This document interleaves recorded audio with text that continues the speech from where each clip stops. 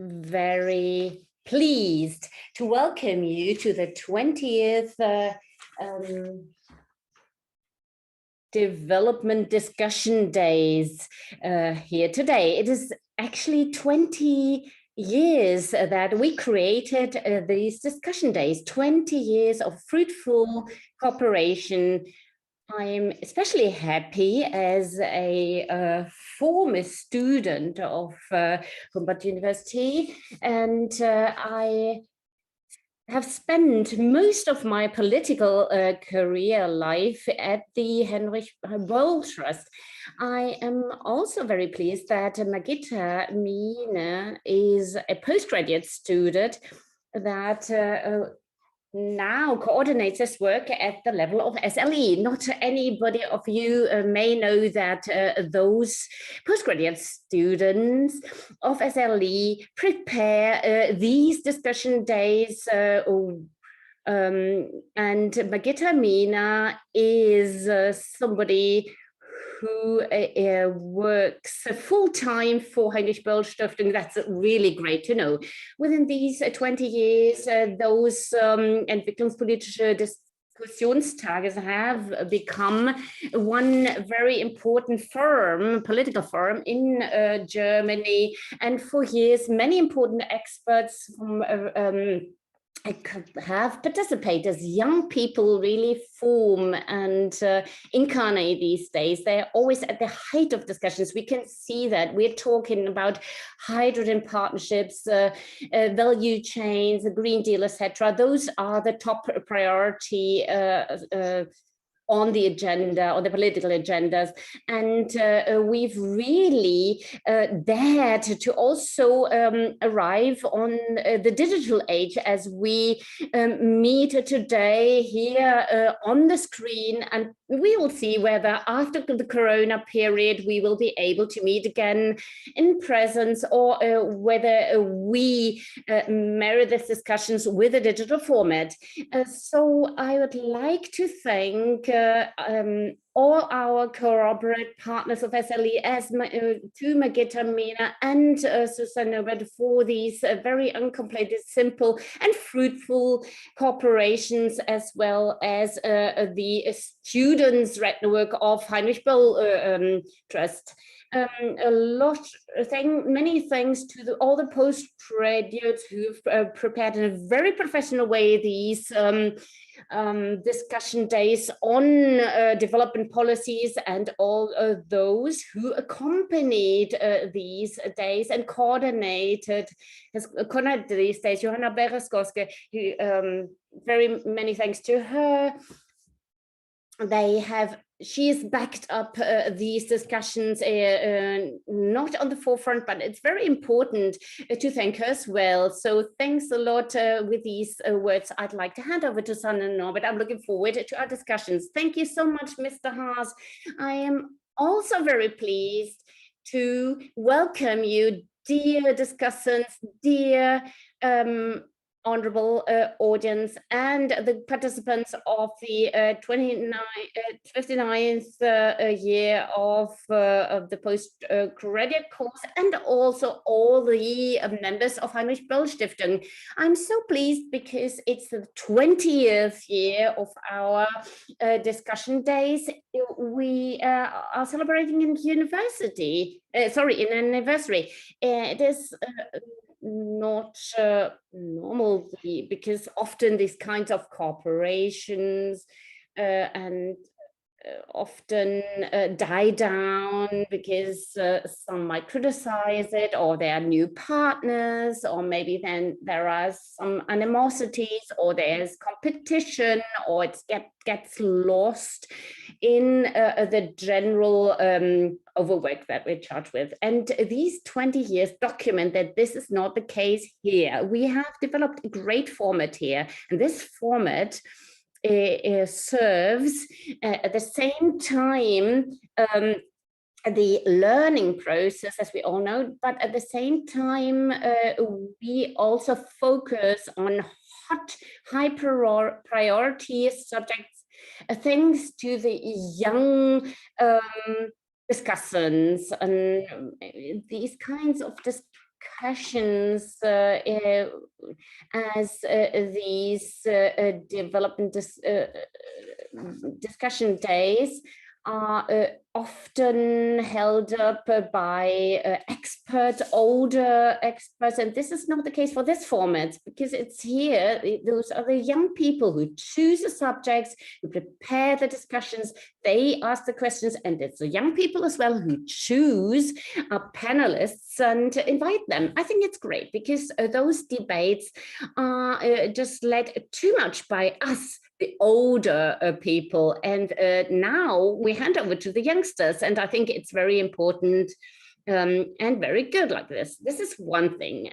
So we had also great cooperation with the Heinrich-Böll Trust that generally invites us to their own rooms and invites also the postgraduate students, and at the same time we also have simultaneous translations, and these are the advantages of a digital event. It takes place for the second time, meaning since last year, the number of participants has exploded, and linked to that, there's an automatic internationalization that was impossible to realize before, and also for many reasons we wouldn't have had the possibility to invite people from all over the world, but in this digital format we were able to invite people from all over the world. And at the same time, we also have this simultaneous translation that enables us to hold this event in German and English, meaning that everybody from everywhere can participate. It's also an inclusive format. Wherever you come from, whichever language you speak, this simultaneous translation is very important.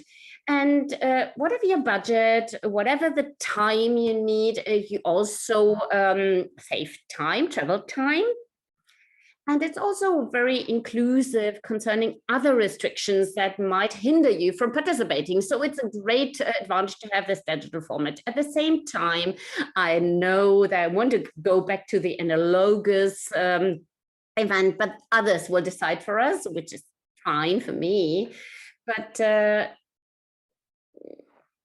when things go very quickly it was sometimes the controversial debate within one room, and also the discourse and exchanges in the coffee breaks on corporations can only be possible in an analogous event. So hopefully we will be able to meet again and shake hands and take each other in our arms.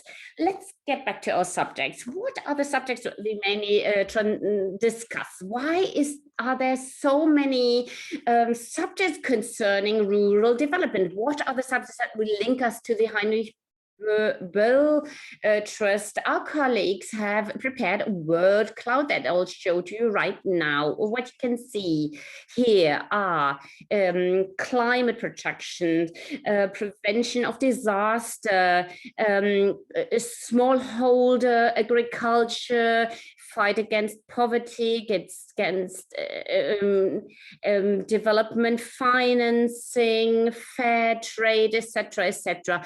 There are so many subjects that are discussed in detail during the debates, and one overall subject is development policies, but of course the cooperations with the global North and South, which concern mainly Sub-Saharan Africa, which are also the focus of international cooperation. In the focus are also solution strategies, meaning that we of course discuss global subjects and problems. This is our obligation, this is what we want to obtain, but not only concerning the problems themselves, but we also treat new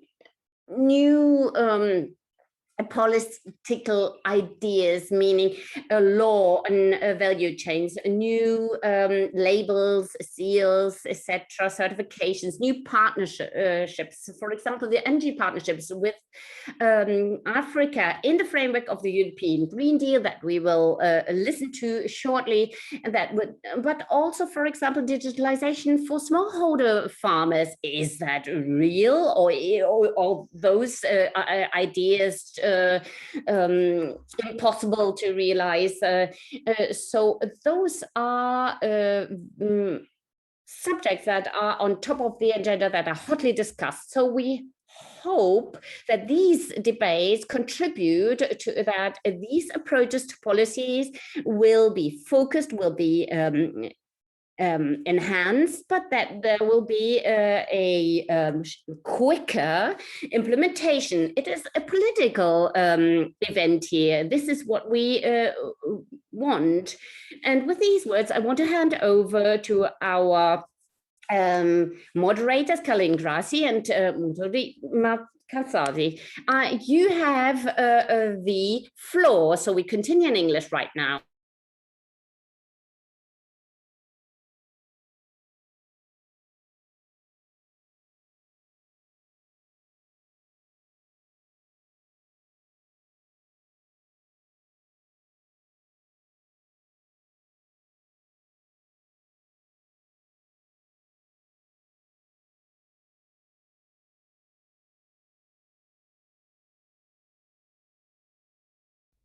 Hello.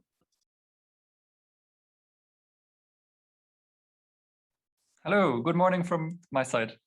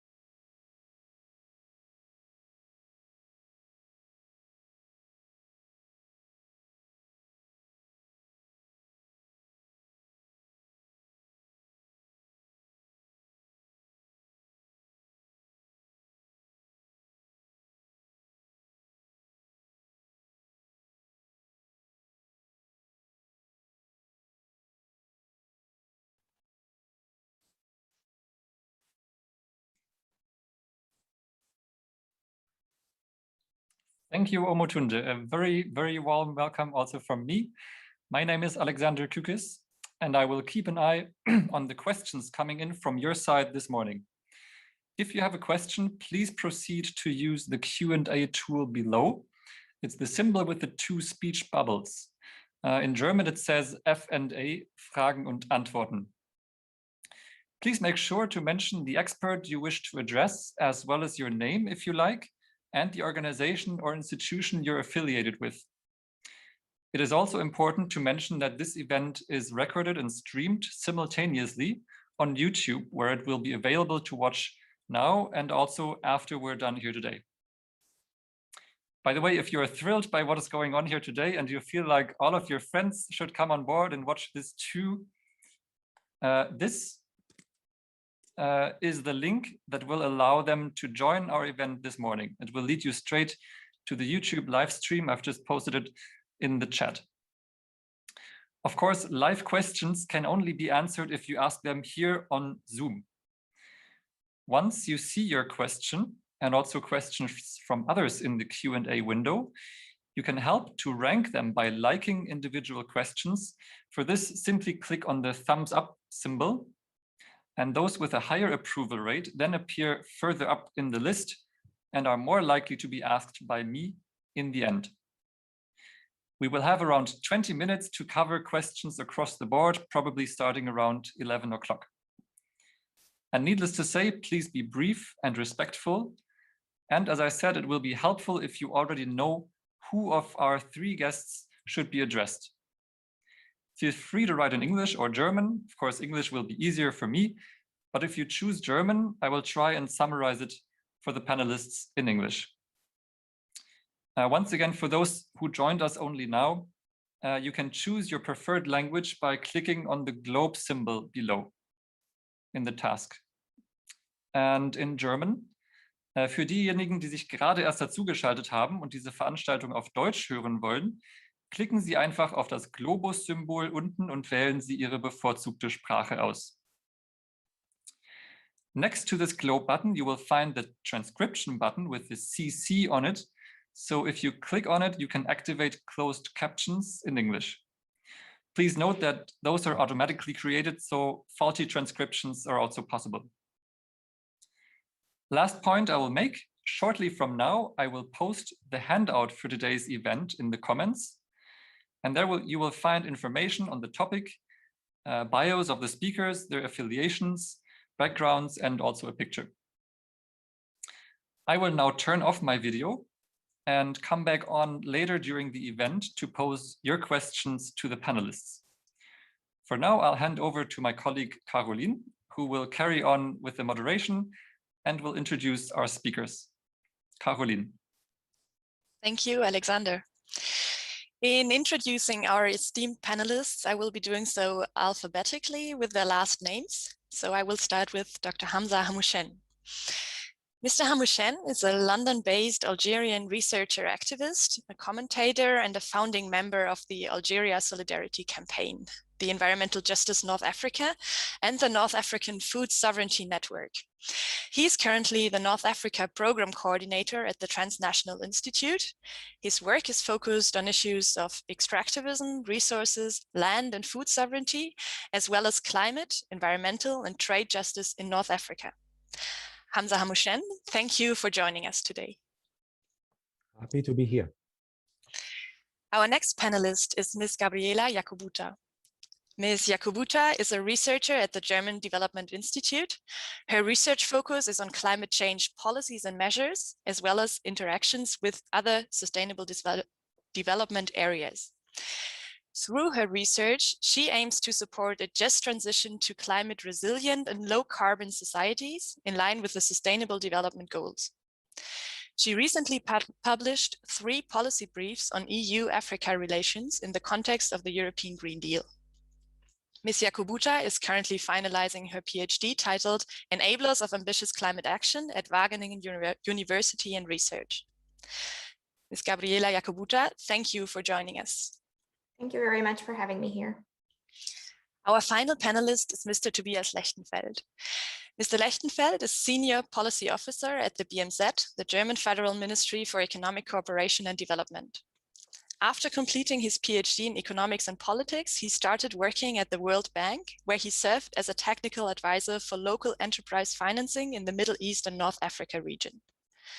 Currently at the BMZ, he works as at the Department for Cooperation with the Private Sector, Sustainable Economic Policy. There he oversees the expansion of the hydrogen economy and is responsible for the strategic partnership on technology with Africa. Mr. Tobias Lestenfeld, thank you for joining us, especially so spontaneously as a previous speaker had to cancel on short notice. You can switch on your camera now. Camera is still not working, but thank you, of course, for the invitation. Very happy to be here. Here it goes, and yeah, welcome everyone. Good morning. Thank you. At this point, I would like to mention that our team tried hard to get on board a representative of the European Union, which is primarily responsible for the Green Deal. Unfortunately, we did not succeed, so please bear with us. However, we still have an excellent panel with our 3 speakers here today, and looking forward to the event. Now that we know our speakers and the moderation team, we are ready to dive into our discussion properly. And before we do so, we shall begin by showing a video that provides a brief general introduction into the Green Deal to set the stage for our discussion.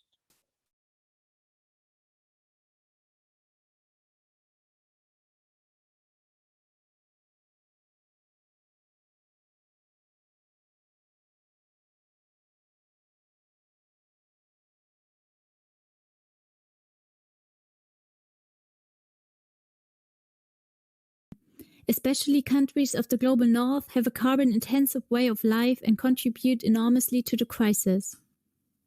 To tackle this problem, the European Commission has presented the European Green Deal in December 2019. The aim of the deal is for Europe to become the first climate-neutral continent by 2050. By that time, the greenhouse gas emissions shall be reduced to a level which can be naturally balanced, for example, through things like forests or moorlands. The European Green Deal is a strategic roadmap which sets out policies in various fields, from energy supply, transportation, to the building sector and food systems. But how tangible is the European Green Deal now? In April 2021, the European Council and Parliament negotiated a provisional agreement on the European climate law to turn the commitment of the Green Deal into legal obligations. However, the law still has to go through further formal stages and be fully approved by Parliament and Council, as well as be ratified by its member states. In total, the Green Deal strives to mobilize at least €1 trillion until 2030 from the EU budget, as well as public and private investments. For the protection of regions that strongly depend on fossil fuels, €100 billion shall be provided under the Just Transition Mechanism that aims to leave no one behind. Let's broaden the view. The EU Green Deal not only impacts the EU member states, but also people and ecosystems around the world. A European emission reduction would thus mitigate consequences of climate change worldwide. But these reductions can only be achieved by a considerable expansion of clean energy solutions. However, these cannot be produced in Europe alone, and more attention is given to non-European countries with large green energy potential.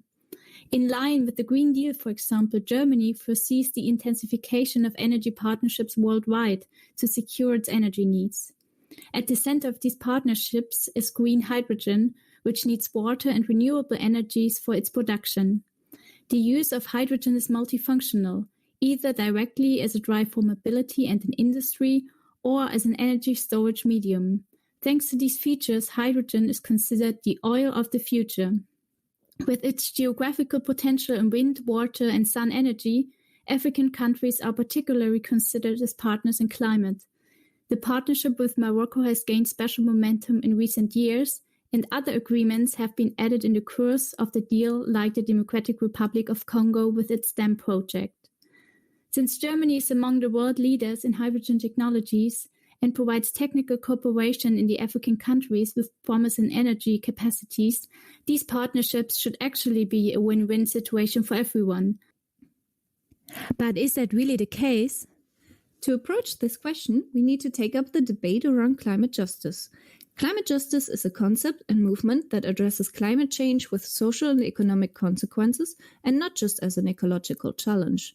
In particular, countries that have not significantly contributed to the climate crisis suffer disproportionately from its effects. In relation to the Green Deal, the following questions arise. Who particularly benefits and who might be negatively affected by these partnerships? And how can climate justice be ensured in the implementation of the Green Deal? In the end, to become a true game changer, the European Green Deal needs tangible implementation and an assurance of climate justice for all involved partners around the globe.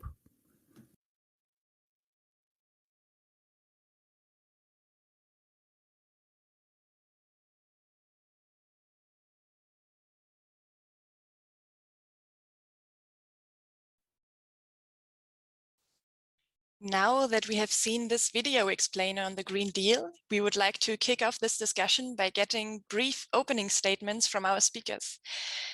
Distinguished panelists, we would like you to describe the Green Deal in one word from your respective perspectives and tell us why you chose this word. Ms. Jakubucha, I would like to start with you. Thank you, Caroline. I would describe it using the word interlinkages. And this is because the transformation to carbon neutrality and also to a sustainable development world that the EU Green Deal is trying to achieve requires a deep social economic transformation. And this has huge implications across sectors and not only domestically, but also for other countries. So with many transboundary effects. Thank you, Ms. Jakubucha. Mr. Hamouchen, it's your turn. How would you describe the Green Deal in one word? For me, the European Green Deal, or any other Green Deal for that matter, must be decolonial or it won't be adequate. It won't work until it dismantles the neo-colonial structures exploiting nature and people. It needs to address the power relations and the hierarchies of the international food and energy systems that are rooted in colonial and neo-colonial legacies, as well as practices of dispossession, plunder of resources, land grabs, especially in the global south, including in the African continent. So we have a global economy with unequal and uneven trade patterns, with a tendency to externalize social and environmental costs onto poor, racialized, and gender bodies, especially in the global south. So this destructive economy must be decolonized and radically overhauled. Otherwise, the green and renewable transformations in the global south will be derailed, as countries like Morocco, the Democratic Republic of the Congo, or Bolivia will be forced to continue producing and exporting to Europe, including continuing those dangerous extractivist policies, or to extract coltan, cobalt, lithium, and other minerals important for the energy technologies. So if we don't decolonize, we will be just greening those dynamics that still very much dominate relations between developed and developing countries. So in that respect, for me, the European Green Deal is woefully inadequate and seriously flawed, as it doesn't challenge the root causes of the problem. And I hope we'll have more time to delve into this in the discussion. Definitely, yeah. Thank you, Mr. Hamouchen. Let's turn to Mr. Lestenfeld. One word that describes the Green Deal for you. I'd probably choose the word hope for two reasons. I think it's very, very clear that energy, the climate change cannot be mastered without a global energy transition. We're currently using way too much energy on this planet, especially in the global north, but also increasingly in transition economies in the global south. We know that by burning fossil fuels, we cause more and more and more of the climate change. So at the same time, I think we realize that energy is key and is perhaps the decisive basis for economic and social development. And a sustainable needs-based energy supply for all people must therefore be climate neutral. And I think this is the challenge we're looking at in the very short term that needs to be solved around the world, but especially also in emerging economies and poorer countries. And so the energy sector has a major impact on climate, and it produces, 2/3 of all greenhouse gases that are harmful for the climate worldwide. The numbers are going down because we're expanding renewables, but it's still a major source. And we see that at the same time, developing emerging countries in particular, they need more and more energy. Global demand for primary energy itself could increase by over a third by 2040 alone. So that's a very daunting outlook if we just look at the number of, let's say, coal plants, energy plants that are aiming to burn coal, etc. So with that in mind, and also still realizing that still 1 in 8 people worldwide still lack access to electricity. You know, in sub-Saharan Africa alone, it's 600 million people. We're really being, well, we find ourselves in a situation that is a big stretch. And in that sense, I think if we are able to use the political momentum and the financial momentum that can come from the European Green Deal to advance not just any energy supply, but renewable energy supply, we're actually building a foundation for a much more sustainable future, for a much more positive future with economic opportunities for all people around this planet, and a future where climate change can actually be tackled. And how to do that, and to ensure that it's just, to ensure that there are strong governance systems, to ensure that, you know, certain practices of the past are discontinued. I think this is the real challenge in the implementation. But I think overall it provides an opportunity, and I would use the word hope to describe the opportunity that we're given at this time. Thank you. Thank you, Mr. Lechtenfeld. Interlinkages, decolonize, and hope. These 3 terms show how multifaceted the Green Deal is, or how it should be, and how differently it is received. And with these impressions, I hand over to you, Umatunde.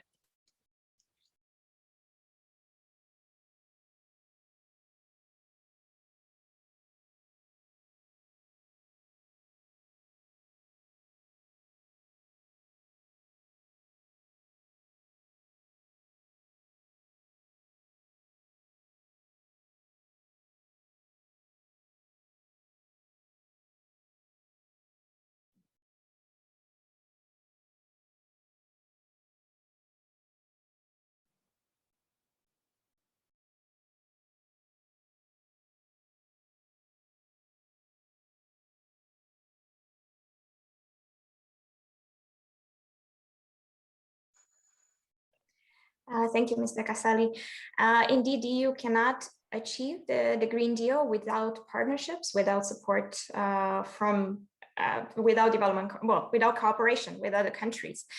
But with regards to Africa, there are opportunities and there are also important risks that would need to be addressed, as already have been pointed out, some of them by Mr. Hamuchene.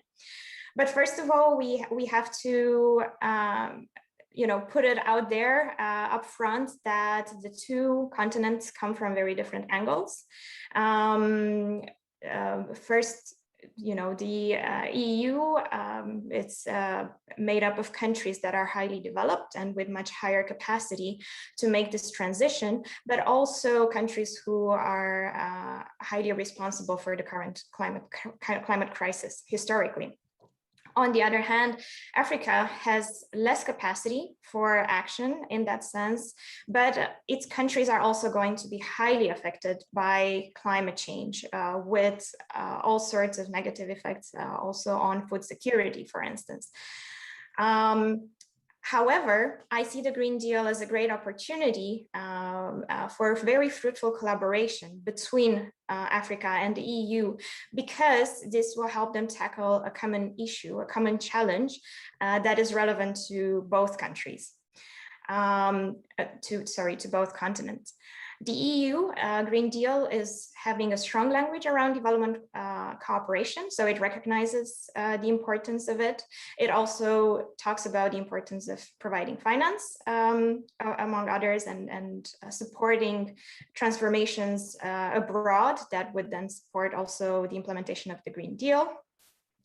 And I would see it as a great opportunity for joint learning between Africa and the EU to transition to sustainable development and low carbon societies. I must say that not the EU and nor Africa have tested an actual model for such a big transformation and for moving to low carbon and sustainable societies. So this is a great chance for them to move together, to do this together, and also you know, end up representing a model for international, or also for other countries to make such partnerships. For that, they would have to focus on the synergies. There are lots of benefits of the sustainable transformation. There are job opportunities.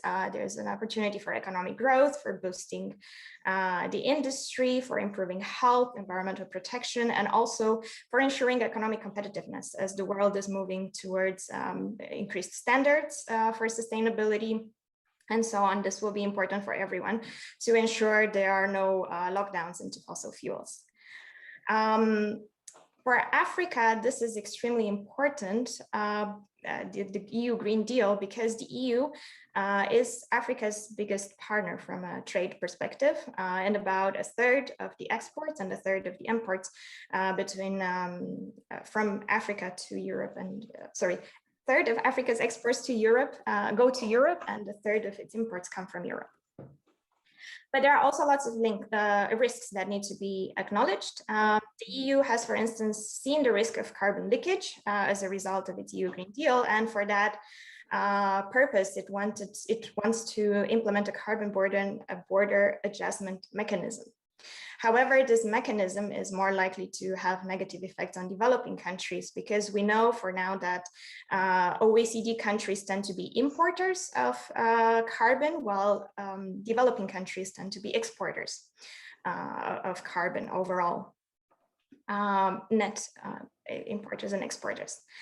So this could be a high risk for Africa if it does not manage to decarbonize its economy, but also because half of the exports from Africa to the EU are represented by fossil fuel energy. So that's massive. And if the EU is moving away from fossil fuels, then it's a question what is going to happen with Africa. So that's on the energy side. There are also issues on, for instance, the circular economy, as was mentioned by Mr. Hamuchene. What will happen? How are they going to address potential issues of extractivism, or if the EU will be able to ensure proper labor rights and safety? In the agriculture, if the EU imposes strong standards, how is that going to work in Africa with different climatic conditions and different pest conditions? Is Africa going to manage to provide those products? Of course, there's also issues of land grabbing in terms of biodiversity protection. And there's also the question of what the two are focusing on, because also if you read the EU Green Deal, the EU is focusing on mitigation, while Africa is highly interested in adaptation. And thank you. And for energy, we will discuss next.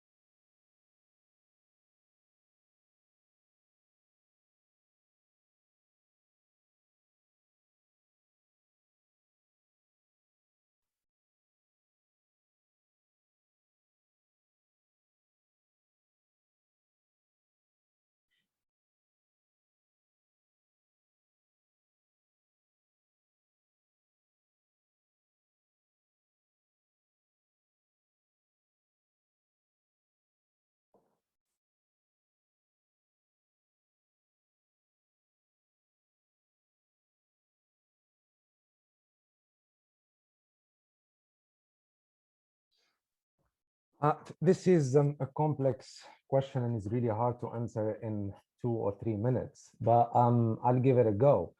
For me, the important framing in this discussion, which I use in my work and in my activism, is just transition.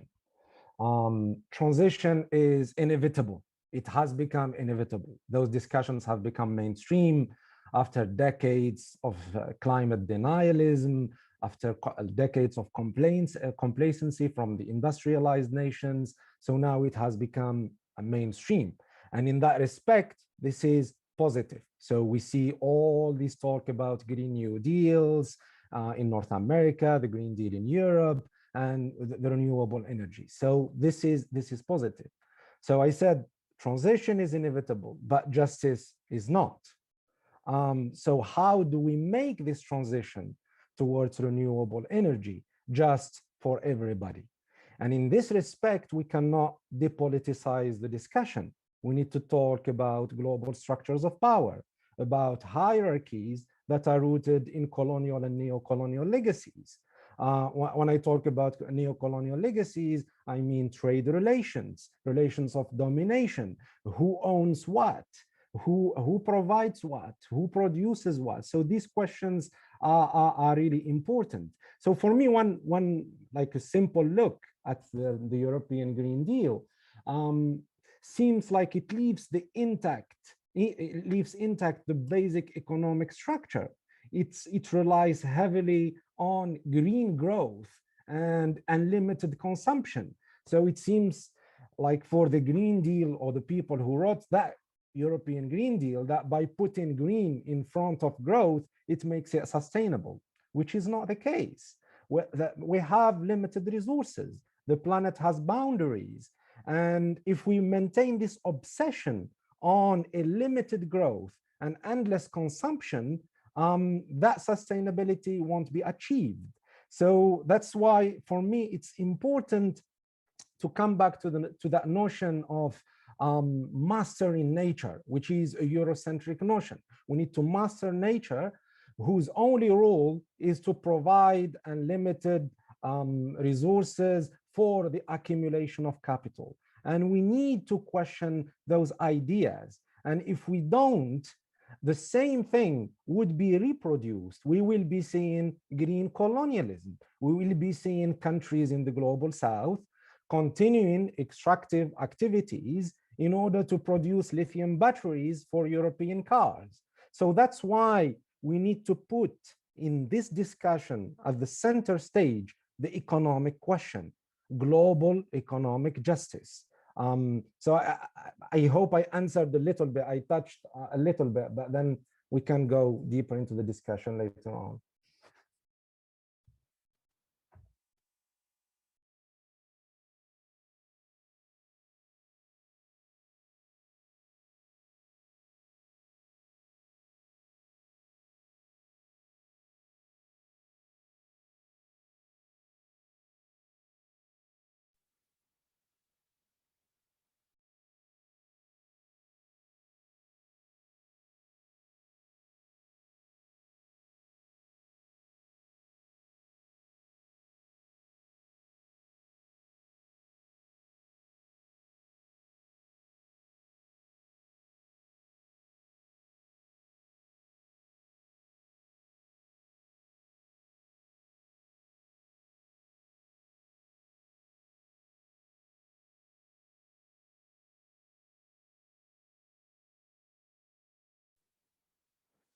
Thank you so much, and I think it's a really an excellent question, and also a question that I'm sure not only here in Berlin but also in Brussels, policymakers are debating very intensely on how to solve that. I think the challenges that we see actually on several dimensions, and while I cannot speak on behalf of the European Union, I can certainly share the thinking in the Ministry for Economic Development Cooperation here in Germany. I think what's very important is, because you have so many objectives that you're trying to maximize at the same time, we would like to see more energy being provided in African countries, so you increase electrification, so you increase economic development in partnering countries. At the same time, of course, the climate threat is a global threat, and we need to decarbonize the entire global economy, not just one country or one sector. And that, of course, forces people to think very hard on how to do that, and where, I mean, just to start with the energy sector, where to get all the energy from, and new fuels, etc. So you already have two objectives that seem opposed, or at least conflicting each other. Then, of course, you have that big wish and ambition, and I think rightly so, of leaders around the world, and especially in poor nations, that say, well, we want to catch up. We want our people to also live in economic prosperity. We want to give our best to make our countries successful, in the global market, or certainly within the local context. And I think that's something that will require more and more energy. And so you see a drive for electrification first, no matter what's the CO2 footprint of it. And that's why we see hundreds, I think some people say thousands, I'm not sure what the most reliable number is, but certainly hundreds of coal plants being planned and being in the pipelines, I mean, as in constructions, you know, for the coming years. And that's of course horrific, you know, if you think of the climate crisis that we're facing. And then of course you have vested interest. I think there's no doubt about that, you know, whether it's someone owning a coal mine, why, you know, of course their interest is to ensure that gets exploited and you know, so they can, you know, reap profits from that. And that's, I think, it's very, very problematic that you have this intermix of private interest, global interest, national interest. And it's very, very hard to say, well, here's the one blueprint that gets us through all of this, right? There isn't. I don't think there's a single blueprint. I think what's important is that we have standards that we hold and standards that we do not question. And I think one standard that BMZ is holding, and I think it's very right to do so, is to say, whatever we do when it comes to, you know, exporting energy from Africa to Europe, we must ensure additionality. So it must be on top of any energy that's being provided locally. So there's no, what we call here, cannibalization. So you cannot take the energy away from a nation that is not even fully electrified for your own, you know, whatever noble purpose you might have. And I think that's a standard we're very, very strong on, and we're not willing to in any way, you know, just move 1 inch. And I think that's really, really important also to recognize. So we say energy security first, water security first. Someone mentioned green hydrogen production, and you know, you need groundwater or you need water for that. And so, well, why not use seawater and desalinate? You know, you don't need to use a country, whether it's Morocco or some other nation that has water scarcity. You know, you don't want to drain the natural resources there. So sustainable development remains the guarding the guiding light, the North Star, so to speak, on which we orient ourselves as we work. And I've been sitting in some of these debates with, whether it's with private sector or even with foreign governments, and foreign governments are saying, well, but we're willing to export more energy because we make more money if we sell our energy to Europe than if we sell it to our own people. And we're like, no, but that's not how we're going to do it. We will not take your energy just because you offer it, unless you show that you're increasing electrification. Now, maybe I'm already diving too deep into the practicalities of how this rolls out, but I'm really trying to show that it is very, very complex. And I think the only thing that can get us to a better world, both on climate, both on economic development in Africa, if you want to focus on that continent, but also, you know, achieving the much needed decarbonization in Europe, is by having standards. And I think what I would love to do is focus some of the discussion today on what additional standards, or what are these standards that could be. I mean, we're focusing on environmental and social safeguards, I think the classic set. On top, we have certain standards that are related to the water resources, as I mentioned. But perhaps that's one way also of looking at it. So, I mean, it's not, is it a threat or an opportunity? Well, we can shape it to become an opportunity if we do it right. And I think that's how, yeah, what I think we can hopefully all discuss today. Thank you.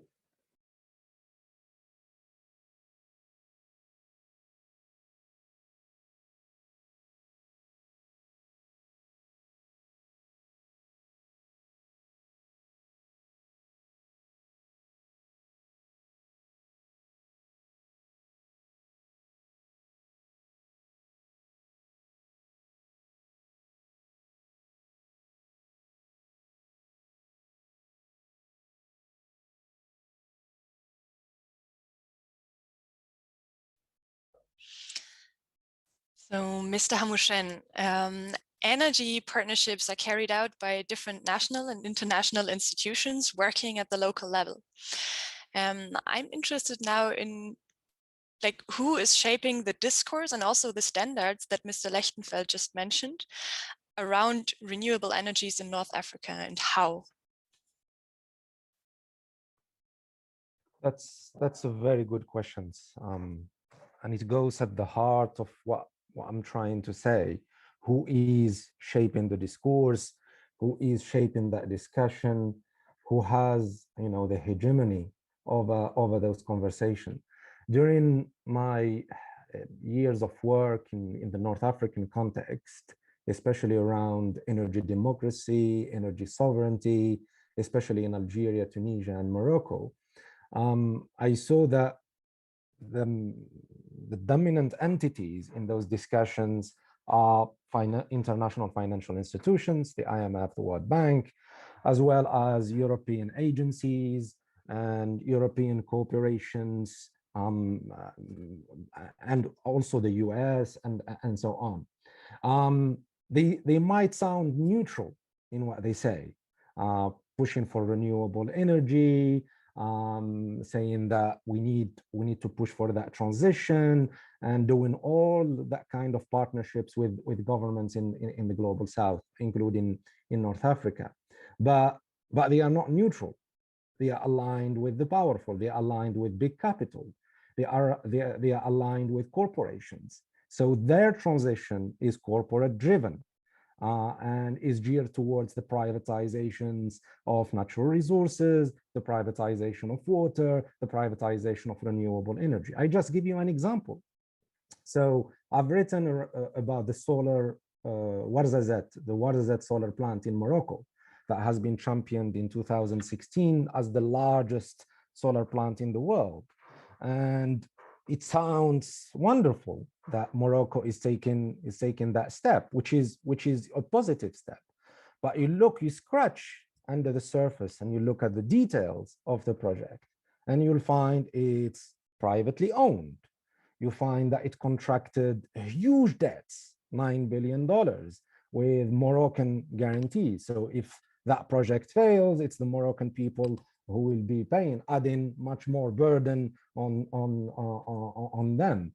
And then when you look at, let's say, the green credentials of the project, it uses the CSP technology, which necessitates a lot of water, and that solar plant is built in an arid region, in a water poor country, adding more water stress. So it's not really that green. And then it is built on the land of agro-pastoralist communities without their approval, and they don't see the benefits till today.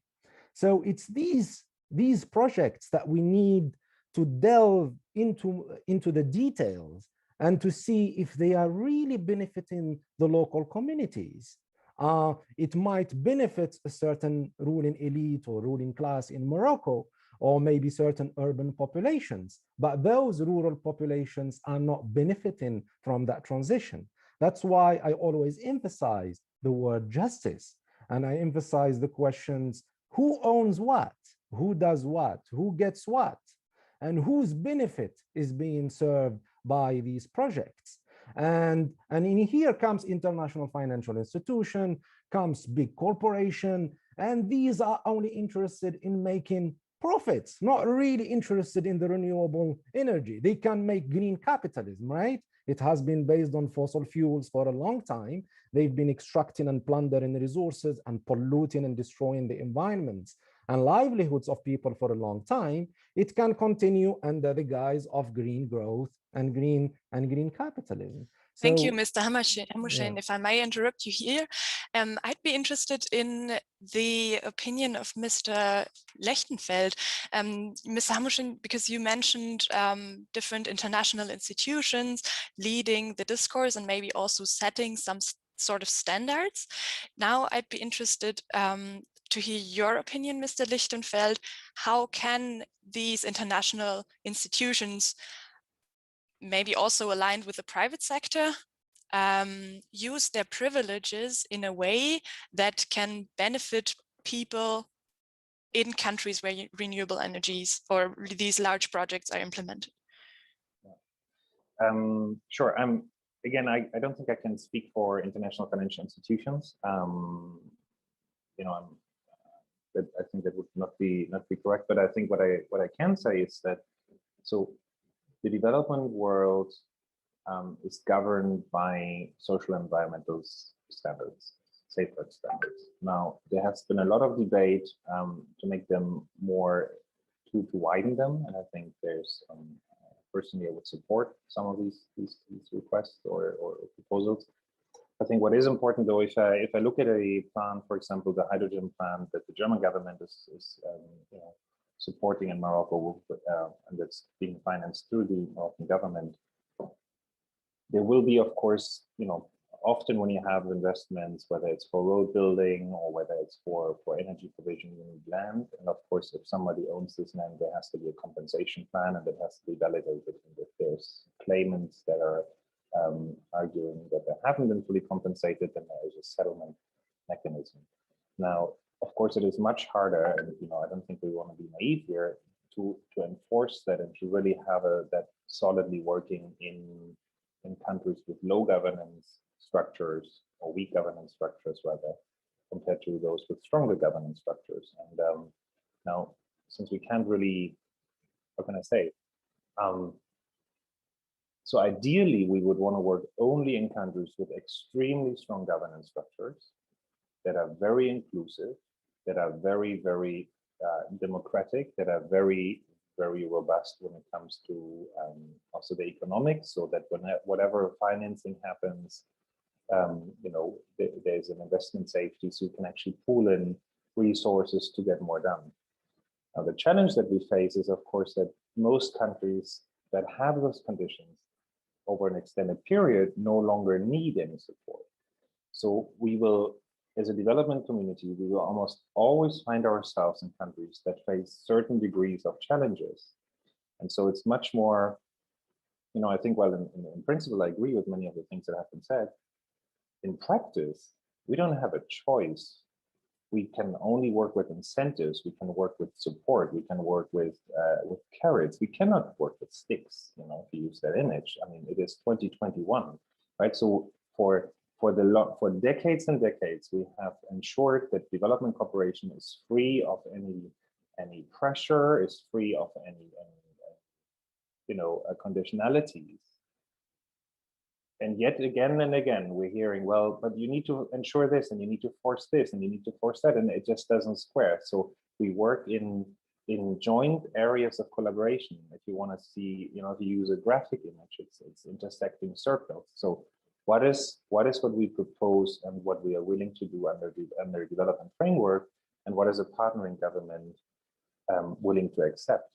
And of course, we will do our utmost to ensure transparency when it comes to the use of resources. So there's, the risk of corruption is reduced to a minimum. But again, I mean, we would be naive to say, well, we will ensure that there is no corruption. We will ensure. You cannot.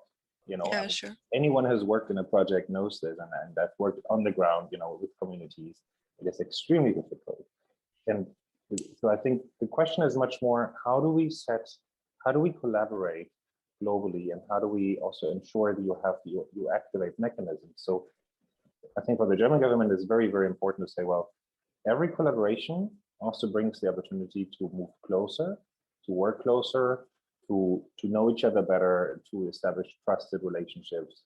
And then you can bring in local watchdogs that you support. You can bring in, local, if you look at a parliamentary system, you don't just work exclusively with, let's say, one ruling group, but you bring in also, alternative groups, things like that. So you have ways to strengthen the local governance system over time.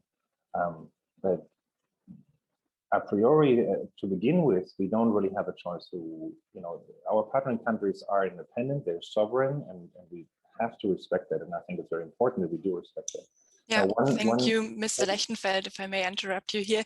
So you mentioned, again, the importance of setting joint standards and collaborating, and also you mentioned issues or questions around practicability. And so especially in that regard, Ms. Jakobucha, I'd be interested in your opinion regarding carbon offsets, because in the short run, it is cheaper to compensate for emissions outside of Europe than reducing emissions in the EU. Which role do African partner countries play in achieving net zero emissions in the EU energy sector, especially regarding carbon offsets?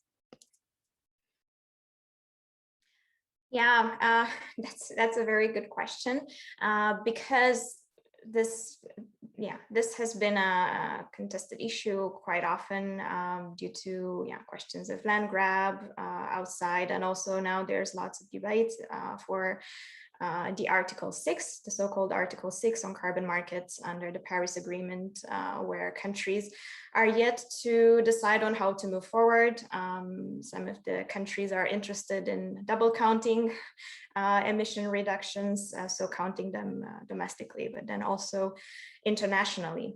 So this will, of course, also be something that needs to be addressed in Africa. And as Mr. Lestenfeld has also highlighted, of course, there has to be strong standards from the EU, and the EU has to ensure that such trade-offs are not going to become a problem. But at the same time, it also needs the support of African countries in that sense. In terms of offsetting, it's always the question of additionality, right? And what would happen otherwise if the EU would not invest in renewables, supporting developing countries, so investing for offset abroad, would those countries really not invest in renewables themselves? In many cases, we know that the way that they are moving ahead now is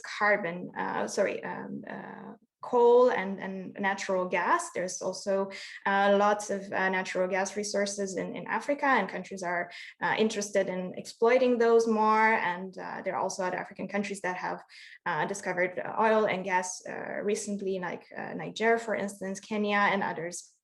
So it's a question, are they going to use it or not? At the same time, we must say that both the EU and Africa, so not just the EU, but also Africa, has made a clear statement that they are willing to address SDG 7 on energy and to move towards renewables, for instance, in the 2063 agenda of the African Union, where this is one of the goals.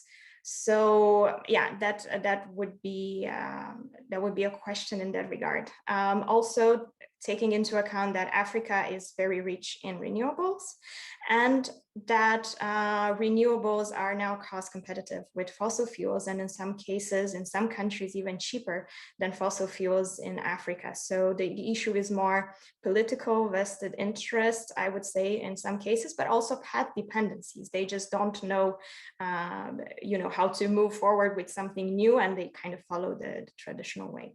Yeah, thank you very much. Many of the aspects you mentioned, I'm sure we'll pick them up at the later point in the discussion. And having explored now opportunities and risks, as well as the role of energy-related partnerships between African and European countries, we will now show a brief video which projects voices of people from Nigeria, Morocco, Ethiopia, and the Democratic Republic of the Congo.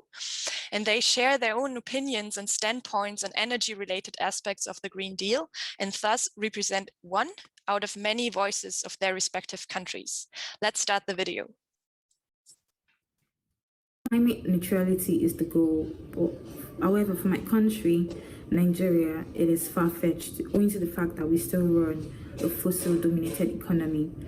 To make this ambitious leap, we have to consider Nigeria, like many African countries, are yet to undergo industrialization.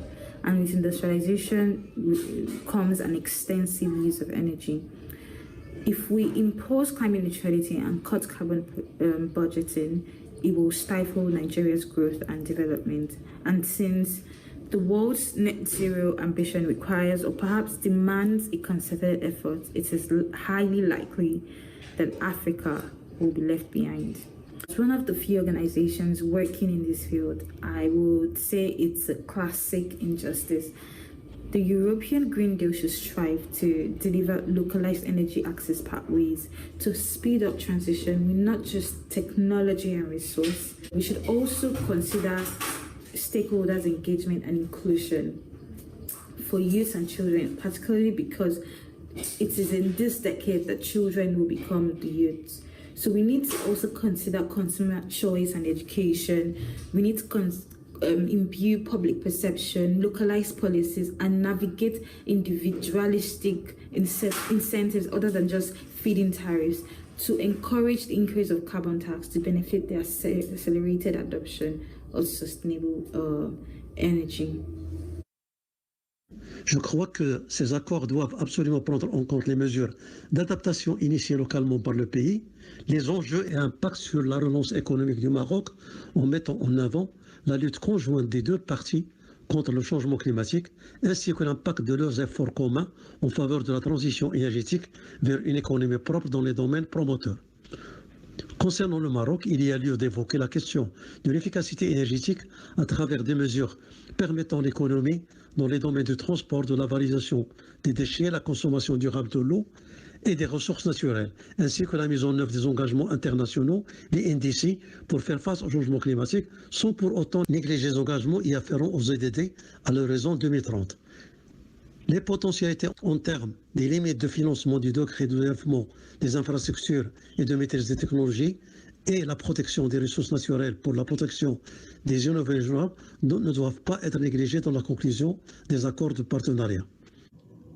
In Ethiopia, more than 60% of the population are living without access to reliable energy and electricity access. However, there are plenty of energy generation potential in the country, mainly from renewable sources. It is a good move by the government, the administration, to attract so many private sectors from the international markets. I strongly suggest the European investors to come to Ethiopia and invest in the renewable energy sector that benefits the investors and the community by supporting access to electricity with renewable sources, improving the life of marginalized community, and reducing carbon emission. It will also promote the current economic development programs of the country. Et ici, pour parler des opportunités, je dirais que la plus grande opportunité est celui de voir l'amélioration de l'accès des populations africaines à l'électricité. Et je pourrais vous parler de la RDC, qui est un pays avec un potentiel énorme, mais à peine 8% de population a accès à l'électricité. Donc le développement des énergies renouvelables présente une opportunité dans la mesure où cela se fait très rapidement avec des coûts abordables.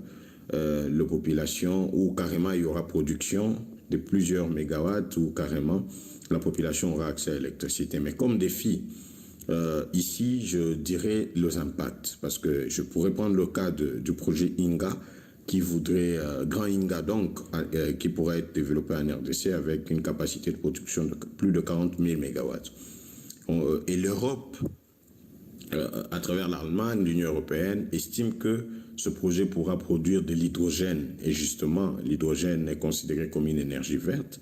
Mais le problème, c'est que le modèle ou la production même de cette énergie ou de cet hydrogène, n'est-ce pas, va impacter beaucoup des communautés en termes d'environnement, d'économie, du social. Et c'est des impacts énormes que nous craignons à travers ces genres de partenariats.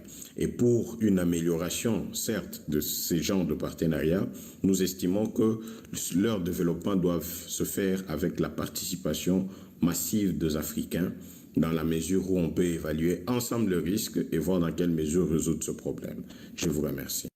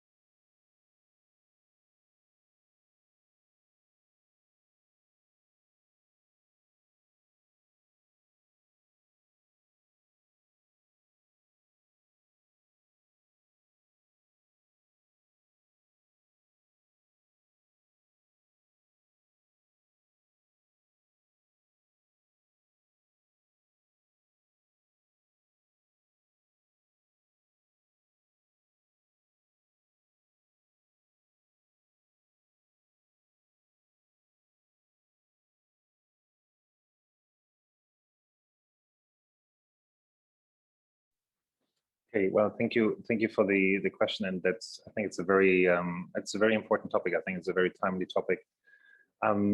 So regarding the efficiency of hydrogen production, or even e-fuels or synthetic fuels that you can produce then from green hydrogen, I think there's no doubt that it is by probably one of the least efficient ways of producing those things. And that means we should only do it when we have no other choice. So if the objective is to stop the climate crisis first and foremost, because no other development objective currently is as important as the climate crisis, that means we need to decarbonize the economy in the north and the south everywhere.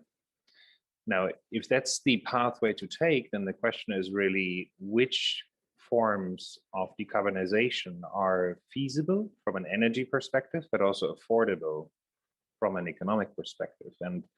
And given that hydrogen is both fairly inefficient to produce and fairly expensive to produce, as already was pointed out here, it can only and should only, from a political perspective, it should only be used for sectors or applications where you have no alternative.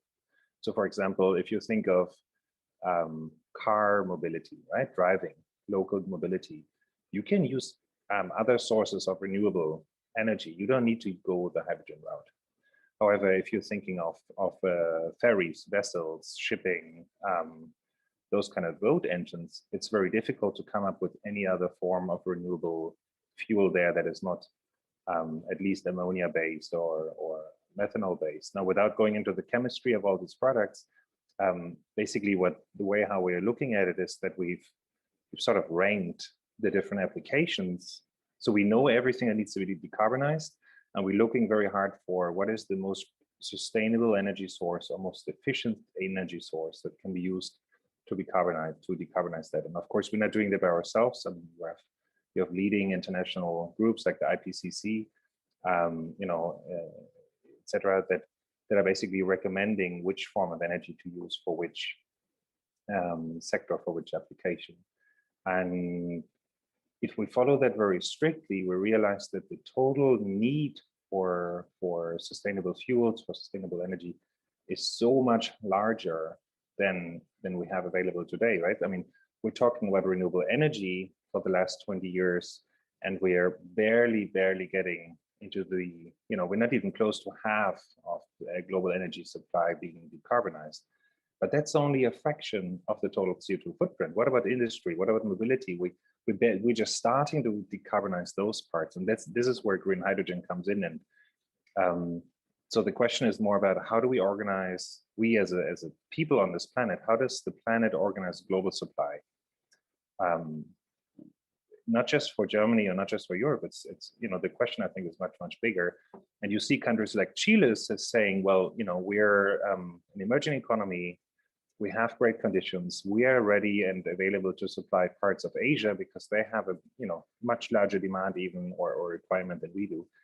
And I think that's an interesting case, because there it is really the government taking charge, negotiating the contracts, making sure you have royalties so that benefits stay in the country. Now, is that error-proof? No, of course not. You still need to make sure that you have benefit sharing mechanisms, whether it's through taxation or social services, whether it's social, expanding the social welfare system in these countries, so that not individuals run away basically with all the profits, to use a very simplified image here. And that's in the mechanics of doing it. And I know that, I don't know if that's answering a question, but I'm just trying to point to the direction that we will only use hydrogen, or we will only support the use of hydrogen in the most urgent cases.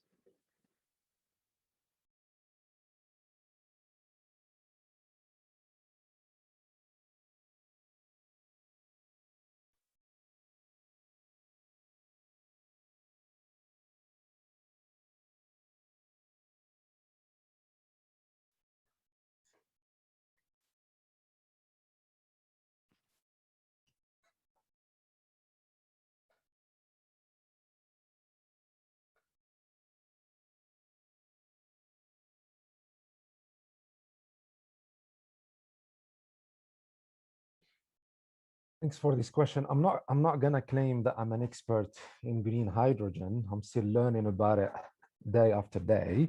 It sounds like an interesting technology. But I just would like to make some general comments around the question of technology. Because we need always to ask the question, for what purpose are we using this technology? And who owns that technology and for what agenda?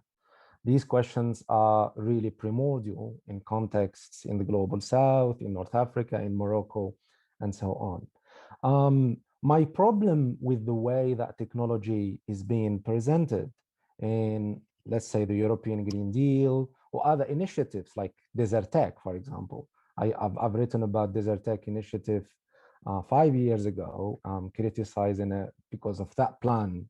They were to export renewable energy from solar and wind to Europe through the electrical grid, but that did not work. Now it is being revamped through the hydrogen technology, and they are planning even to export it through the gas pipelines, the current infrastructure. I don't know, there are a lot of criticism around this when it comes to cost, feasibility, and so on. But I'd like to just to make some political points, because those are techno fixes. And our imaginary, at least the dominant imaginary right now in the energy transition is let's just go to technology. Technology will solve all our problems, geoengineering, those technical fixes, those mega projects. But in reality, they don't go to the heart of the problem. They don't question our destructive production models. When it comes to food, when it comes to industry, with all the externalities that these models are generating. And it gives those techno-fixes give the illusion that there is a limited availability of energy, and in a way indirectly perpetuates the consumerist Western model. It perpetuates the profligate use of energy consumption. Basically, it doesn't challenge the status quo. It just tells us, let's continue living in the old ways and let's just change the energy source from oil and gas and coal to renewables. And I have a problem with that. Let's question, all this, because all these techno-fixes present the idea that we are all in it together. They don't provide details on the economic and political context of those countries. Like in North Africa, uprisings and revolutions have been taking place in the last 10 years, challenging that neoliberalism, challenging an economic development model that have been dispossessing them and oppressing them, wanting bread, wanting justice. And Europe, as usual, promotes democracy when it suits it, and supports ruthless dictatorships when it suits it. And it doesn't, and if it is corporate driven, it will be about profits. It will never be about environmental and climate or social justice. And that is my problem. And in the video that you showed, I liked especially Emmanuel from the DRC, who was raising the question of energy access, local energy access, because all these projects come from Europe, and they are centered in Europe, and it's always about energy, European energy security. Let's decenter a bit and let's think about what the people in the global south, what the people in Africa are asking about. Are they asking about hydrogen technology? Are they asking? No, they ask about sovereignty. They want democratic control over their land, over their natural resources. And these are very important questions. So any renewable initiative without local communities' involvement, without democratic control, will fail if it is a top-down approach driven by corporations only interested in making profits. That transition won't be just. And I'm not just accusing Europe and the global north. Now there are a lot of complicity in the parasitic and corrupt ruling classes in Africa. And that's what happens. It's always top an approach, and then we'll bring some, we say, standards. We are involving community here through workshops. And no, it's not true. It has not been true, unfortunately.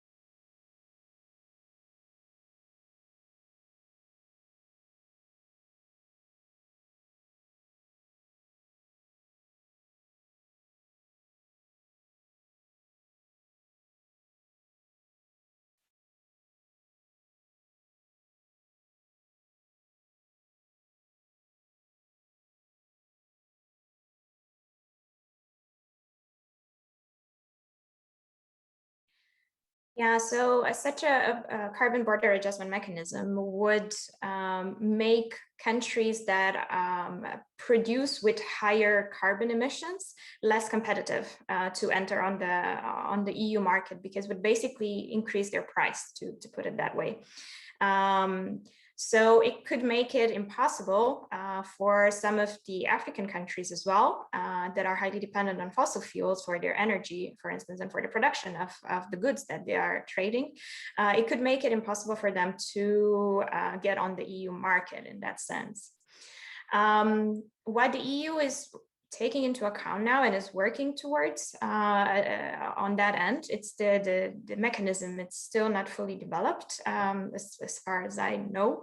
The idea would be to waive this tax for certain countries, especially for least developing countries. And they are already doing it under the WTO with certain products. And ideally, they would also do it now with least developing countries, also with some of the lower middle income countries. Yeah, I think very briefly, this is the issue, but it depends on the country context. And we talk about Africa as one thing, but it's formed of many countries with very different contexts and different types of dependencies on fossil fuels, whether they have to import fossil fuel themselves for their energy production, or whether they are exporting it, and also the extent of electricity access that they have.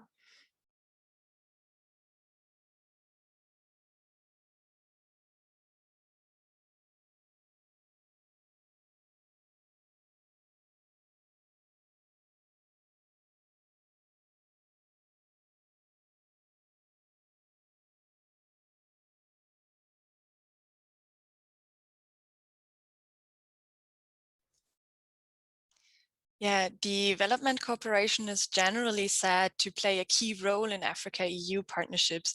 And Ms. Jakobuta, with the Green Deal, the EU sees itself in an exemplary role and claims that it can also provide targeted external support. So I'd like to know from you, which role does the European development cooperation with Africa play for the implementation of energy-related aspects of the Green Deal? Yeah, so first of all, it's very important that they develop a common vision. As Mr. Hammerchen has also highlighted, it is important that it's not something that comes from the EU, and actually this is something that has also been a concern of African countries who have perceived the EU Green Deal as potentially being imposed on African countries. I don't think that's the actual intention, but in order for it not to become so, it is important that they bring relevant stakeholders at the table all the time and have strategies that are beneficial to both sides. So deciding jointly. Moreover, as I said, all African countries have different contexts. So it's not just about generally cooperating with Africa, but also tailor-making strategies that are speaking to the context of those specific countries. In terms of development cooperation and how they could make the Green Deal beneficial for African countries, I could add to what I earlier said about the carbon border adjustment mechanism. And one thing is that if the EU supports those countries that are currently producing with high emissions, if they support them to decarbonize their systems, then they would also help them to more easily get on the EU market. And one way of doing that is, for instance, the EU could use the money that it gets from the carbon border adjustment mechanism to support some of these countries that would be negatively affected by it, to more quickly make the transition. Now, in terms of energy cooperation, I will say again, the different types of countries. So there are countries in Africa that are dependent on fossil fuel imports. And one of them is also Morocco, that has been mentioned earlier. So these countries would greatly benefit from switching to renewables also for their own energy security. There are countries with low energy access, many of them. These countries, of course, should always prioritize energy access before moving towards anything else. As for countries that are also fossil fuel exporters to the EU, these, assuming that their energy access has been met, these could be, in my opinion, very good candidates for also hydrogen trade with the EU. And this would help them transition so that their economy is not as impacted by the EU moving away from fossil fuels and basically not taking in fossil fuel imports from Africa, but then starting to take in fossil fuel imports of hydrogen instead. So that could be a priority when the EU decides which countries it can work with. Okay, thank you, Ms. Jakubucha. Talking about technologies, and in order to work with companies to promote potential transformative technologies, Mr. Lestenfeld, the German Federal Ministry for Economic Cooperation and Development launched a strategic partnership on technology in Africa. So what could be the role of this initiative for African countries to realize benefits that the Green Deal can offer? I think it's thank you for the question. So the SPTA, Strategic Partnership for Technology in Africa, it's basically a collaboration between African companies and European, often German companies that are working in different fields on technology. It includes a working group on energy, it includes one on mobility, there's one on transport, I mentioned already, agriculture is there, health is there, so a variety of groups, water is there, governance is there. And in the program itself, it is designed around project development. So often, when you have a simple product that you need and you need to procure it, you can just order it and pay for it. But often, the complexities are much harder. If you want to set up a functioning microcluster that can then boost economic development in a certain location or around a certain industrial park, it requires a lot of stakeholders and shareholders that come together. And this is what this initiative does. So, for example, in Rwanda, what started as an initial conversation around the automotive industry now has developed into a growing, but one of the largest growing automotive clusters outside South Africa on the sub-Saharan area of the continent. Or in other parts of Africa, the SPTA is using basically, looking at local needs with local partners and seeing how technology made in Europe can play an effective role. Now, how this can be linked to the European Green Deal, I think it really much depends on the scope and the complexity of the investments that will come through. My sense is, just looking on a map, if one were to put seriously, solar panels somewhere in the most sunny areas in the Sahel, one could of course power the entire world. I think that has been shown very, very impressively. Now, could it be practically done? I'm not so sure how we would do it. Also, the power lines they would need and so on. So I think it's more something that inspires people than that it's actually the only way forward. I think energy generation has to be decentralized. That means not having one large solar park or wind park, but actually having decentralized power generation. Otherwise, you just lose a lot in the transmission, and it's also very expensive. And that, of course, means smaller applications, local applications, and that can create a lot of opportunities for a lot of places, a lot of countries. And you don't have what you currently have with the oil and gas industry, that it's very centered, very closely linked to a few very selective countries. So often it has become a resource curse, but instead renewable energy, because it can be widespread in its generation, has the potential, if designed right, if implemented right, to really provide benefits for communities across the continent. I think that's really important, and I think it's also really important that that individuals and groups and community groups push for that inclusivity, push for the benefit sharing, push for it, because it won't automatically come by itself. If we have standards from our government to government conversations and planning, and there's push also from the grassroots level, I think it's very, very important, because it enforces a certain mechanism where we like, well, this is exactly the messages we need to hear out of the partner countries, so that we feel more comfortable in saying, yes, this is a reliable partner, and we trust that civil society will be heard and will be included. And and I think that's also it's very, very important. I think this is also where political foundations, whether it's the Böll Foundation or others, have an important role to play, because they can bring these stakeholders in to the conversation from outside. So again, mostly hope, but it's very hard work, and we need to be very, very careful to get it right. Yeah, thank you, Mr. Lechtenfeld. You mentioned especially 2 points which I want to bounce over to Mr. Hamuschen, whom I saw nodding. One is decentralization, and the other one is looking at the local level. And so, Mr. Hamuschen, especially large-scale green energy projects can prompt questions around land rights and livelihoods in local communities. You mentioned the Ouarzazate installation in Morocco. How can development cooperation collaborate with potentially affected people and communities in order to plan for a just transition towards renewable energies? Thanks for the question, Caroline, which is, I think, an important one.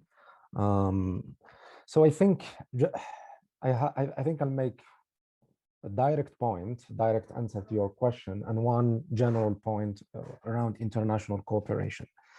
For me, I don't have like a problem per se with mega projects, but they have proved in the past to be generating a lot of problems, from grabs, from pollution, and so on. And they don't involve local communities. So that's why I'm inclined more to encouraging and supporting small-scale renewable initiatives that are rooted in local communities, with their approval, their consent, their involvement, their understanding of what they need, the local needs.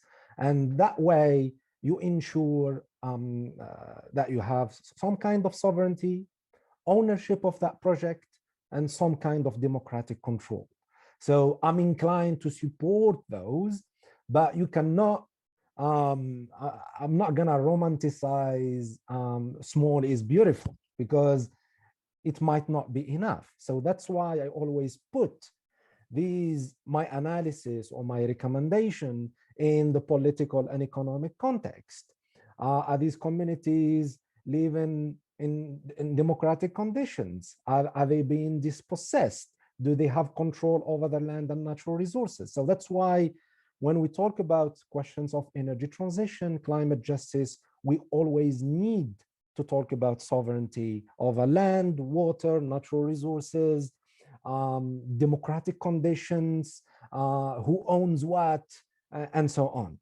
The other general point that I would like to make about the international cooperation is, if Europe and other countries are really serious about cooperating with African countries and other countries in the global south in that energy transition, we need we need to put the questions of Europe's historic responsibility in causing the ecological and climate crisis. And we need to ask the question of climate debt and climate reparations. So some support, and not some, huge support needs to be given to those countries, including countries in North Africa and Africa who are already overburdened with the effects of climate change, from drought, from water poverty. So these questions, so this is justice. We need to talk about climate reparations and climate debts. And then you have the question of trade. If we maintain the same regime of global trade, we're not going to resolve the problems because it comes with its own obstacles. And in this regard, there is this trade treaty called the Energy Charter Treaty, who gives power to oil and gas companies to sue governments if these governments dare to change, policies or to green their economies. So we need always to take into account these global processes and powerful players, from corporations to international financial institutions. I hope I answered your question, Caroline, but it's not enough time to go into more details. Sure, yeah. No, thank you, Mr. Hamouchen. You touched upon many important points here. And thank you all for your valuable thoughts and contributions on the role of development cooperation in the implementation of the Green Deal. With these submissions, now we come to a preliminary end of the panel discussion, as also one of our speakers, Mr. Lechtenfeld, has to leave us now, unfortunately. Thank you very much at this point for having taken the time so spontaneously to for this panel discussion, also for your insights and points. And wish you a good rest of the day, working day. Thank you very much, and I apologize that I cannot stick around for the discussion. Thank you very much to all the other panelists. I think it was very good, and I think a lot of really good points you're raising, and I really mean when I say that we as a development community, we have to join forces to make sure this works. I mean, we have to stop the climate crisis. It is very late, and I very much agree on where the historic responsibility lies. But looking forward, it has, we need to solve it as a global people, and anything we can do to make that in a more just and more sustainable way, I think is very much needed and welcome. I think I speak for everyone when, certainly at BMZ, that is our very deep ambition and also internal hope. And we debate these things very critically inside, and it is. I'm always just very happy that we're not giving up. People are not giving up. Communities are not giving up. And it is a very hard road to decarbonize the world, but still trying to further push on sustainability, further push on economic and social development. So thank you very much, everyone, and have a wonderful day. Thank you, Mr. Lechtenfeld. With that, I hand over to my colleague Alexander, who will handle the Q&A session.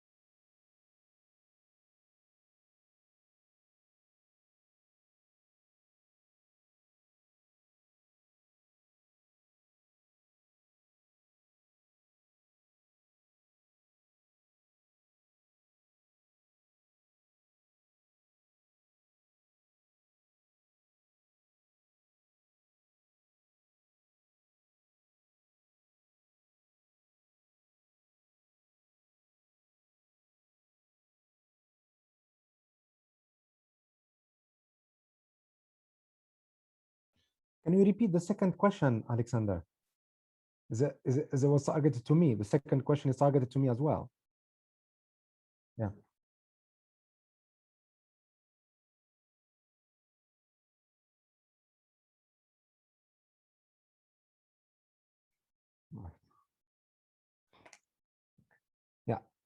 So do I see any chances or opportunities for decolonial cooperation between Europe and Africa?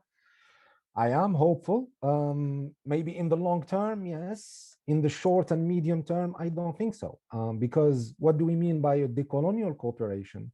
We mean an equal cooperation. We mean equal exchange between those countries. And this is not taking place. European or Western domination over trade, over geopolitics is still there. It's uncontested. So those countries, when they enter into economic relations through trade deals, for example, they enter into a subordinate position. So you enter in a weak position with the European Union that dictates to you the kind of policies and things that you should do. And this is just in trade agreements. If we go to debts, it's another matter as well. Debts come with conditionalities to open up your economy, to liberalize your economy, to privatize it, to allow foreign capital to invade your country, to plunder your resources. And this is still taking place.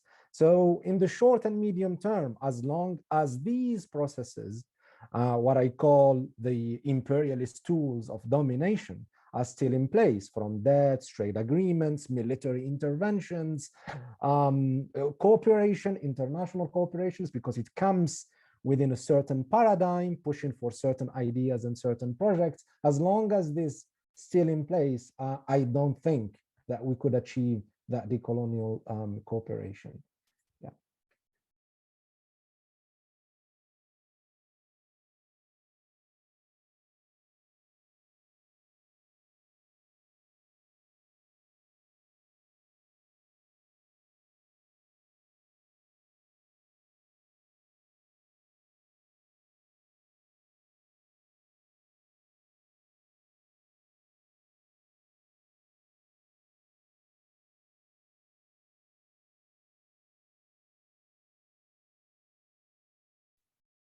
Yeah, thank you very much for the question. And this is a very important aspect and a way to empower Africa in this partnership, and to eventually reach an eye-level partnership. And that is to invest in research and development. So it can be partnerships between the EU and Africa with mutual exchange, but ensuring the establishment of some such research and development institutions in Africa, and also for production. So really developing the industry in Africa, and investing in training and education, in building capacity, so that African countries can then really become also a competitive partner, and a partner with a strong industry that can provide more. That doesn't sound, not to provide more to Europe, but in order to develop its own economy, basically. And one way is also through the circular economy, and it's a question of how this is going to be done. And if the EU will collaborate with African countries in the circular economies, which parts of the value chain are going to go to African countries? And of course, the more industrialized, the more investments there are in that sense in African countries, then the more of the higher value chains will they be able to take. But I can see a really the possibility of a good interlinked system between the two continents that would provide mutual benefits in that sense.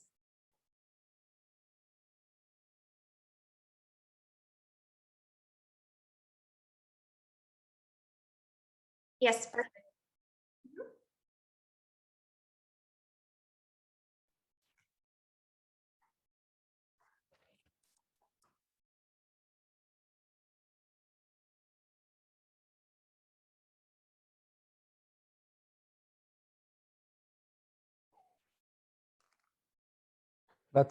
That's a whole discussion specifically. Okay, I can make some concrete examples or concrete recommendations, general ones around the Green Deal or any other deal, as I said. So the current deal right now focuses on green growth, on eternal growth, and the maintaining of consumption models in Europe that are part of the problem that we have now. If we really want to live within the boundaries of the planet, consumption in the global north must go down. Production must go down. Otherwise, the same extractivist policies would be maintained. So there is a huge degrowth, current and movement in Europe, and I'm sympathetic to those ideas of degrowth in the global north. So degrowth in the global north and decolonization in the global south could be a kind of next step. So this is a question of growth. The focus of the Green Deal right now, if you look at the details, it doesn't put limits on the extraction of natural resources. It doesn't put limits at all. There are no limits. So companies can continue doing that in the globals, actually, and they are continuing to do that. Not just the old projects, but they are exploring for new fields, including in my home country in Algeria, like going to do fracking and offshore drilling at the same time that Europe is talking about the European Green Deal. So there is a kind of a hypocrisy here. And then the third point, it's around techno fixes, the focus on technology and techno fixes as if it's gonna resolve all our problems, as well as the failed market-based false solutions like carbon trading and so on. So this needs to be rejected. We need to talk about, radical steps right now. We need to cut down emissions, which means cut down on consumption, put limits on what the multinationals are doing outside. So these are some things that we could bring to the table to make that Green Deal at least a little bit more adequate. And the other point that I made and I make again and again and again, it is corporate driven. It focuses on the private sector, always the private sector. The private sector is interested in making short-term profits. It's not, yeah, so.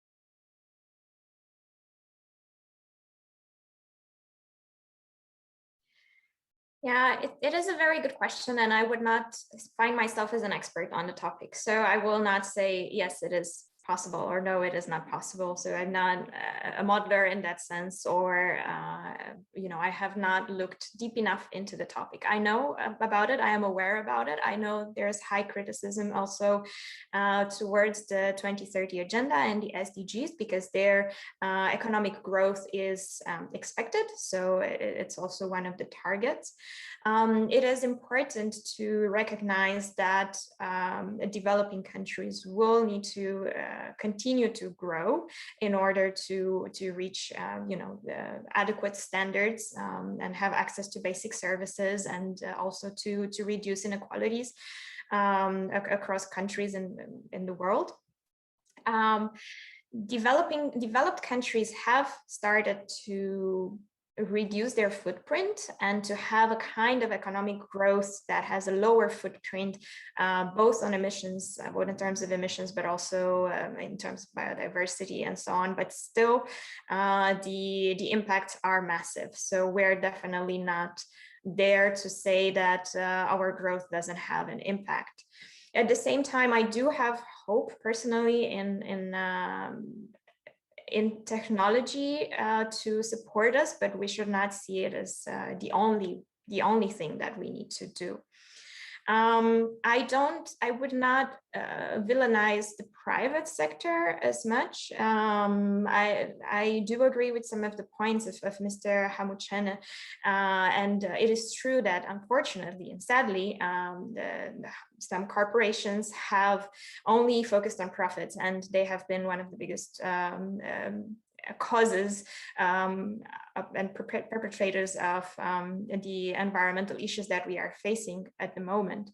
But it's not just the private sector. Like, just to say, the EU is also supporting its private sector at home domestically, and it doesn't have just negative effects, it also has positive effects.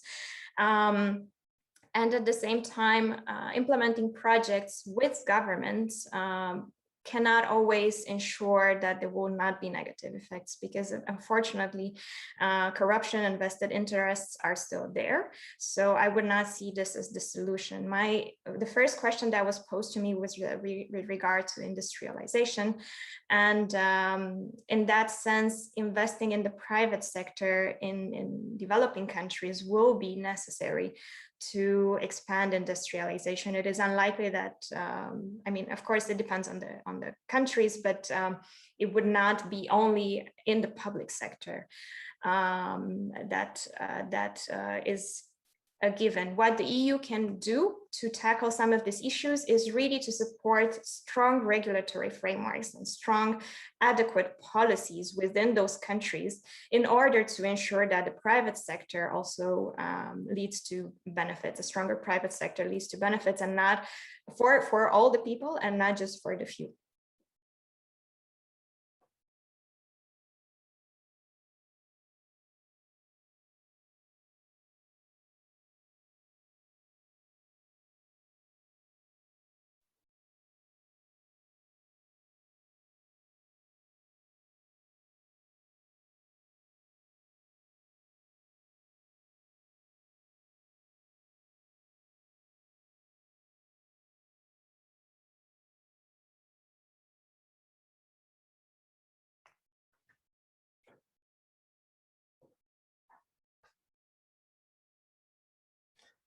I think there is an important point to be told here.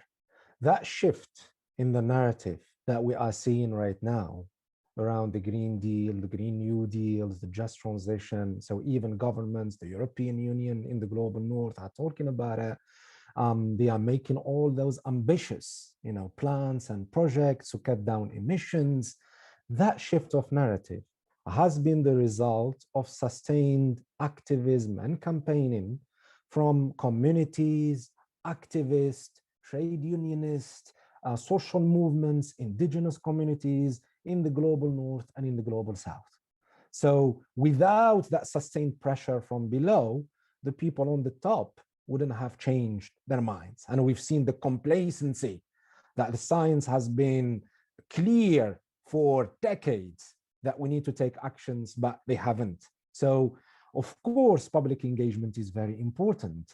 And that's why these kind of events that raise awareness about issues, about contradictions, about problems, we are having a political discussion around those issues. And we need the public opinion to be on board, to understand the challenges, the difficulties, and what would happen. So that's why for me, always the question of justice need to be here. And justice means democratic control, means democratic involvement, means transparency. So yes, I agree. Public involvement is very important.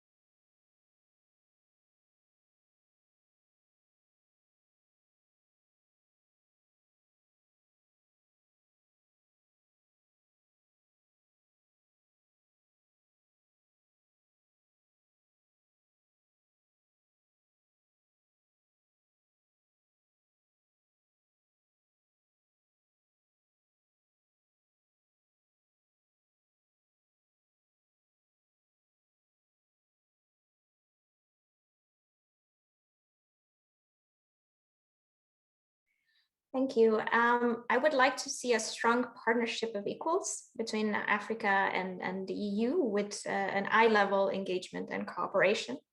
I would like to see the two continents growing together into both becoming highly resilient to climate change and also low carbon economies,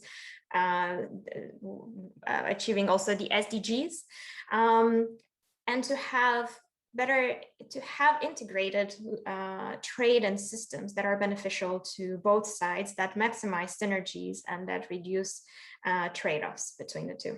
Thank you.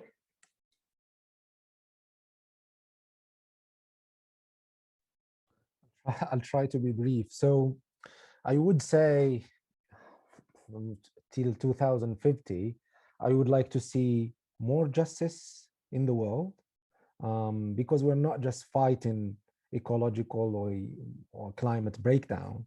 We are fighting for a better world. We are fighting for a world of justice, a world that puts people and the planet before profits. So in that sense, I'd like to see a transition towards a system change, a system that protects nature, that protects human, that does not exploit them and plunder resources, and generates other externalities. So I don't want to see a kind of green capitalism or green colonialism. I'd like to see, green justice. That's the words that I would like to finish with.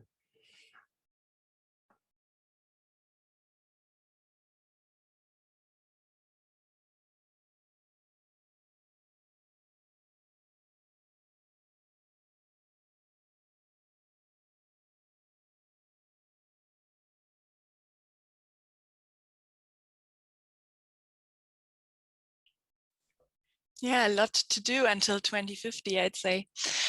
Well, then all that remains to me, for me to do is to close this event. So that was it, the first webinar in this year's series of development policy discussion days on the topic Partners in Climate, the role of African renewables in the European Green Deal.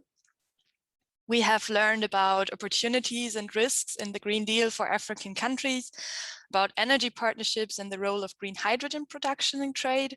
Finally, we also touched upon the role of international development cooperation in the implementation of the Green Deal. We have been ably supported by our fellow team members. Alex already mentioned two of them. So there is Annika Reimann, Eva Kirmes, Konstantin Malach, Lea Strack, and Jonas Scharf, as well as Eva Graf. Thank you. And on behalf of the whole team, I would give a special thanks to our panelists for their participation and stimulating contributions to the discussion. So thank you to the two of you, and also to Mr. Lechtenfeld. Thank you very much to the organizers and also to the panelists for this engaging discussion. It was a pleasure. Thank you as well. Likewise, I really enjoyed it.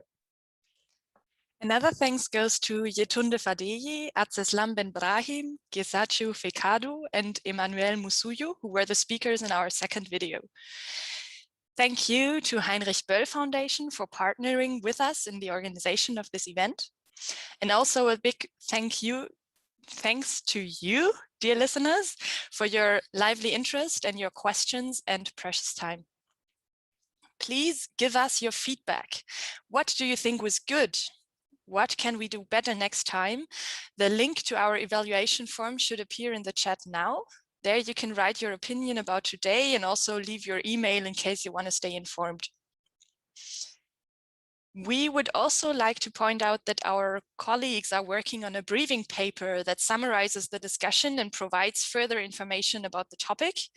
It will be finalized and published in due course via SLE channels. And if you wish to receive it via email, you can leave your address in the evaluation form. Finally, we would like to draw your attention to the next two events of our colleagues.